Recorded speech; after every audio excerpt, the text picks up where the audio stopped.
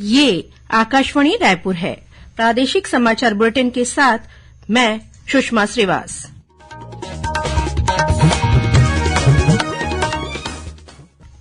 और अब पेश है आज के मुख्य समाचार।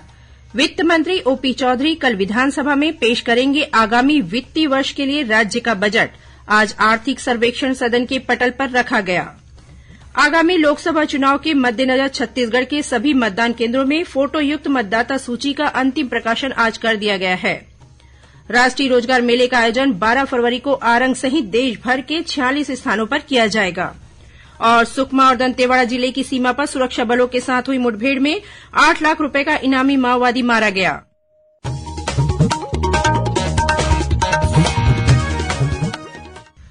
अब समाचार विस्तार से। योजना, आर्थिक और सांख्यिकी मंत्री ओपी चौधरी ने आज विधानसभा में छत्तीसगढ़ राज्य का आर्थिक सर्वेक्षण वर्ष 2023-24 को सदन के पटल पर रखा। इसके अनुसार राज्य में प्रति व्यक्ति आय में 7.31% की वृद्धि अनुमानित है। वर्ष 2022-23 में प्रति व्यक्ति आय करीब 1,37,000 थी, जो वर्ष 23-24 में बढ़कर करीब 1,47,000 होने का अनुमान है।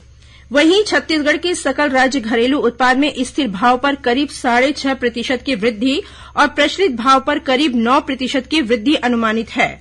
सर्वेक्षण के अनुसार चालू वित्तीय वर्ष में छत्तीसगढ़ की विकास दर 6.56% रहने का अनुमान है।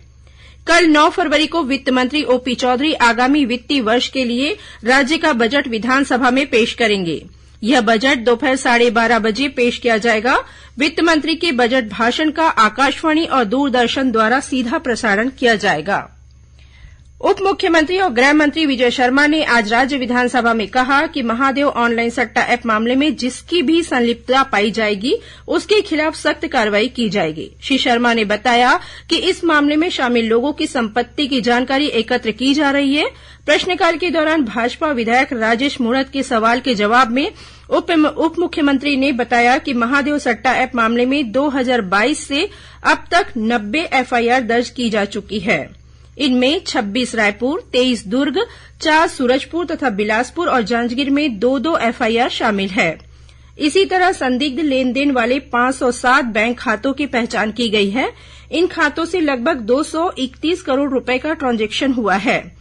अभी इनमें जमा 1 करोड़ 16 लाख रुपए को फ्रीज किया जा रहा है। इस मामले की जांच प्रवर्तन निदेशालय ईडी द्वारा की जा रही है और जांच अंतिम चरण में है।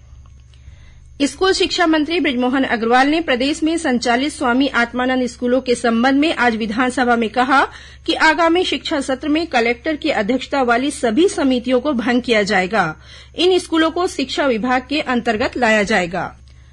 आगामी लोकसभा आम चुनाव के मद्देनजर छत्तीसगढ़ के सभी मतदान केंद्रों में फोटोयुक्त मतदाता सूची का अंतिम प्रकाशन कर दिया गया है।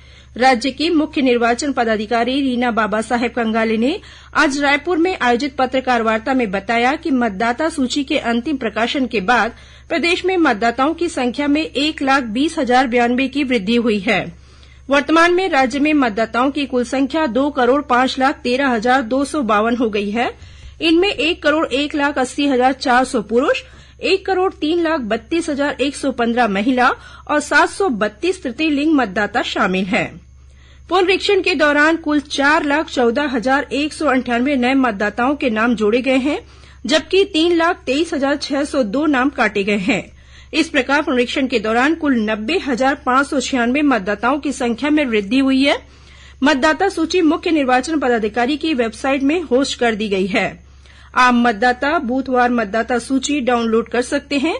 मुख्य निर्वाचन पदाधिकारी ने यह भी बताया कि मतदाता वोटर सर्विस पोर्टल में जाकर अपना ई-इपिक भी डाउनलोड कर सकते हैं। छत्तीसगढ़ लोक सेवा आयोग की परीक्षाओं में कथित अनियमितता और भ्रष्टाचार के मामले में राज्य आर्थिक अपराध अन्वेषण ब्यूरो ईओडब्ल्यू ने कल छत्तीसगढ़ लोक सेवा आयोग के पूर्व अध्यक्ष टामन सिंह सोनवानी सहित अन्य अधिकारियों और राजनेताओं के खिलाफ अपराध पंजीबद्ध कर लिया है।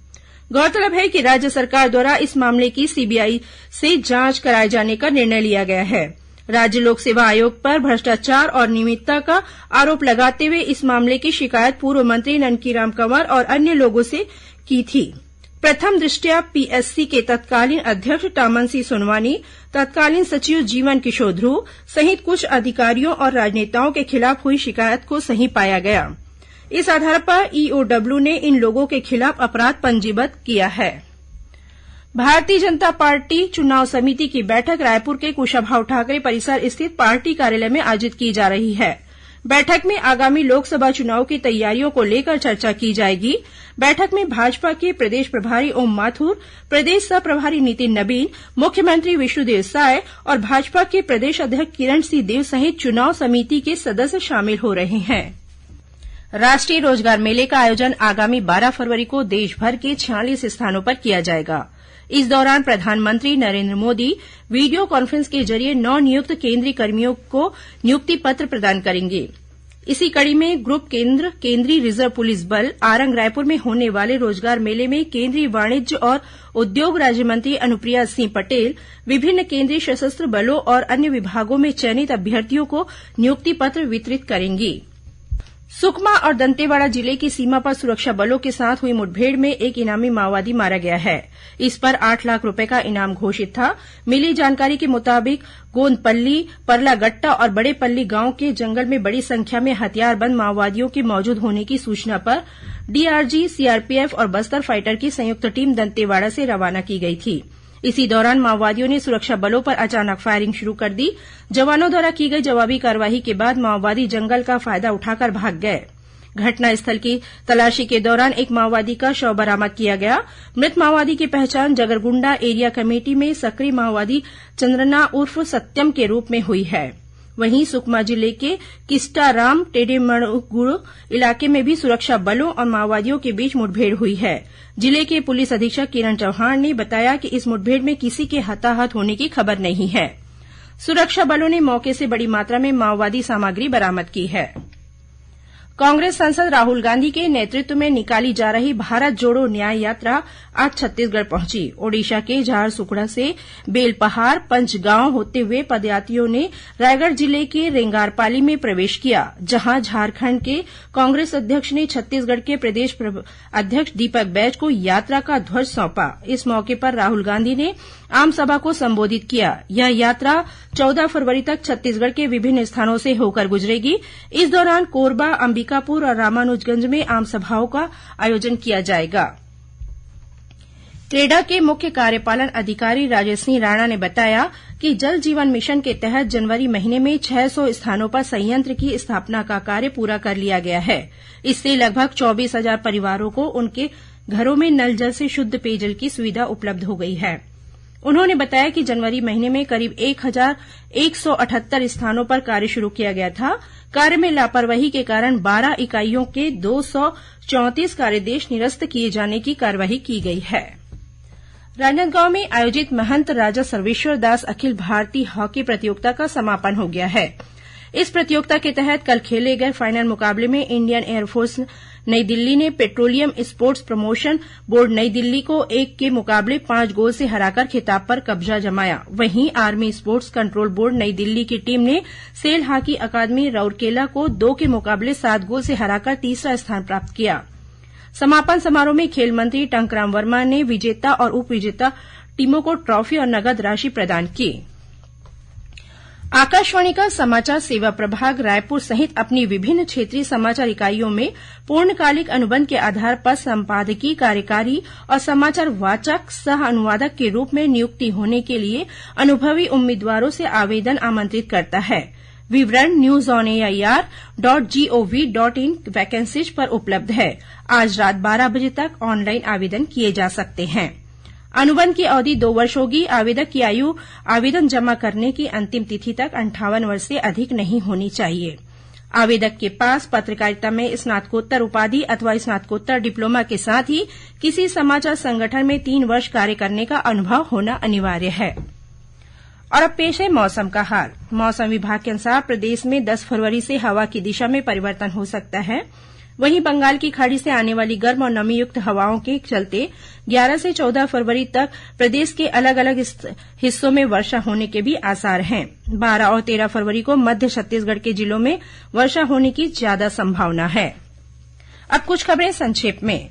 छत्तीसगढ़ उच्च न्यायालय के मुख्य न्यायाधीश रमेश सिन्हा ने जिला और सत्र न्यायालय बस्तर का वर्चुअल निरीक्षण किया।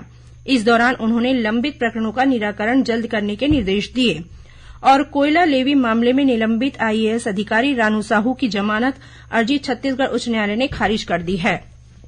अंत में मुख्य समाचार एक बार फिर। वित्त मंत्री ओपी चौधरी कल विधानसभा में पेश करेंगे आगामी वित्तीय वर्ष के लिए राज्य का बजट। आज आर्थिक सर्वेक्षण सदन के पटल पर रखा गया।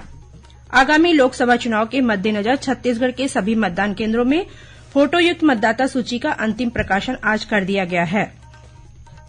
राष्ट्रीय रोजगार मेले का आयोजन 12 फरवरी को आरंग सहित देश भर के 46 स्थानों पर किया जाएगा। और सुकमा और दंतेवाड़ा जिले की सीमा पर सुरक्षा बलों के साथ हुई मुठभेड़ में 8 लाख रुपए का इनामी माओवादी मारा गया। इसी के साथ प्रादेशिक समाचार बुलेटिन समाप्त हुआ। नमस्कार।